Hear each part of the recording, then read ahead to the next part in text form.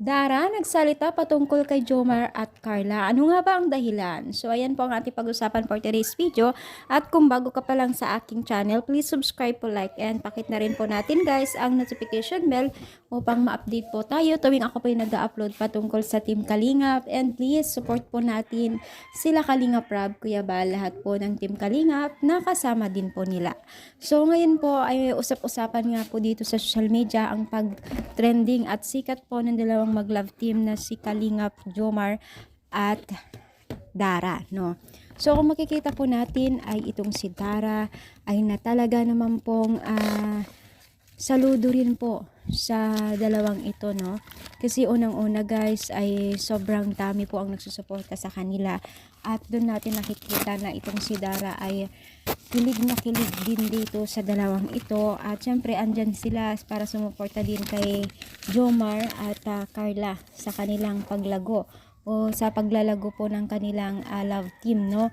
So palatandaan po yan talaga guys na itong si Dara din po ay talagang nagsusupport po din po sa mga kasamahan po niya bilang isang beneficiaries po ng Team Kalingap. So alam mo ba guys, kung mapapansin din mo natin itong si Dara ay parang siya yung baby ngayon ni Kalingap Rab at Kalingap Jackie, no?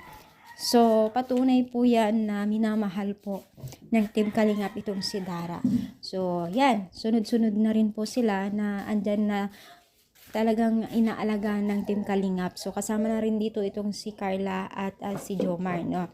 So marami nagsasabi talaga na compatible tong dalawang ito na bilang love team at marami silang napapasaya at dahil nga po doon ay itong si Carla ay tila nagbago na rin po ang kanyang pamumuhay dahil po sa kanyang angking mahinhin, masipag at masunurin na bata.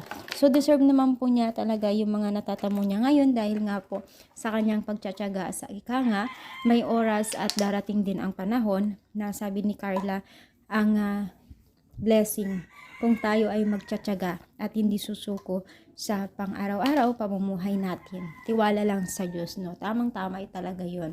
Kaya naman po itong si Carla ay ngayon ay nagdadagsahan na rin po ng mga blessing from God. So, ano inyong masasabi dito? Kayo rin po ba ay masaya sa dalawang mag-love team nito na gaya ni Dara?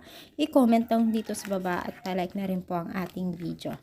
Thank you rin po sa inyong pagsuporta sa aking channel. Thank you so much and more power po guys sa inyong pagsuporta. Thank you. God bless po.